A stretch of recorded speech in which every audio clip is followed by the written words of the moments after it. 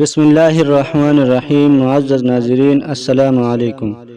قریش کو جب یہ معلوم ہو گیا کہ ہمارے یہ سوالات جاہلانہ اور معاندانہ تھے تو آپ علیہ السلام کے بارے میں علماء یہود سے مشورہ کرنے لگے، کیونکہ وہ لوگ انبیاء علیہ السلام کے علوم سے واقف اور پیغمبروں کی علامتوں سے آگاہ اور باخبر ہے۔ علماء یہود نے کہا، تم تین چیزوں کے متعلق محمد علیہ السلام سے سوال کرنا۔ اول، وہ لوگ کون ہیں جو غار میں جا چھپے تھے اور ان کا کیا واقعہ ہے، یعنی ان سے اصحاب کہف کا قصہ دریافت کرو۔ نمبر دو، وہ کون شخص ہے جس نے مشرق سے لے کر مغرب تک تمام روئے زمین کو چاند مارا، یعنی ذوالقرنین کا قصہ دریافت کرو۔ نمبر تین، روح کیا چیز ہے، محمد صلی اللہ علیہ وسلم اگر ان تینوں سوالوں میں سے اول اور دوم کا جواب دے دے، تیسرے سے سکوت فرمائے، تو سمجھ لینا کہ وہ نبی مرسل ہے اور نہ کاذب اور مفترا ہے۔ نظر اور عقبہ فرحا اور شادہ مکہ واپس آئے اور قریش سے کہا، ہم ایک فیصلہ کن بات لے کر آئے ہیں۔ آپ علیہ السلام کی خدمت میں حاضر ہوئے اور یہ سوالات پیش کیے۔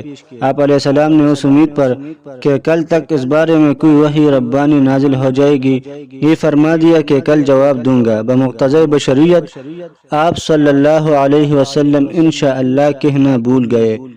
چند روز کے انتظار کے بعد سورہ کہف کی آیت نازل ہوئی، جس میں اصحاب کہف اور ذوالقرنین کا قصہ بالتفصیل بتلایا گیا، اور تیسری سوال کے متعلق یہ آیت نازل ہوئی، قل الروح من امر ربی، یعنی آپ علیہ السلام ان سے کہہ دیجئے کہ روح کی حقیقت تو تم سمجھ نہیں سکتے، اتنا جاننا کافی ہے کہ روح ایک چیز ہے، اللہ کے حکم سے جب بدن میں آ پڑے تو وہ جی اٹھا، جب نکل گئی تو مر گیا۔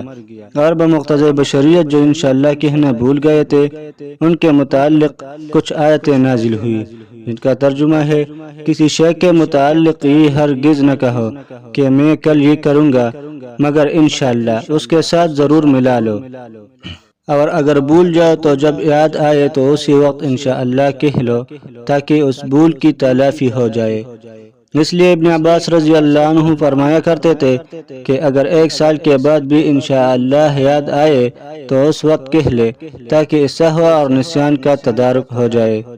ایک سال کے بعد انشاءاللہ کہنے کا یہ مطلب ہے، اور یہ مطلب نہیں کہ ایک سال کے بعد طلاق اور عتاق میں تعلیق معتبر ہے، چونکہ حق تعالی کی مشیت کو چھوڑ کر اپنی مشیت پر اعتماد کر کے یہ کہا کہ میں کل کو یہ کروں گا، خدا کے نزدیک ناپسند ہے۔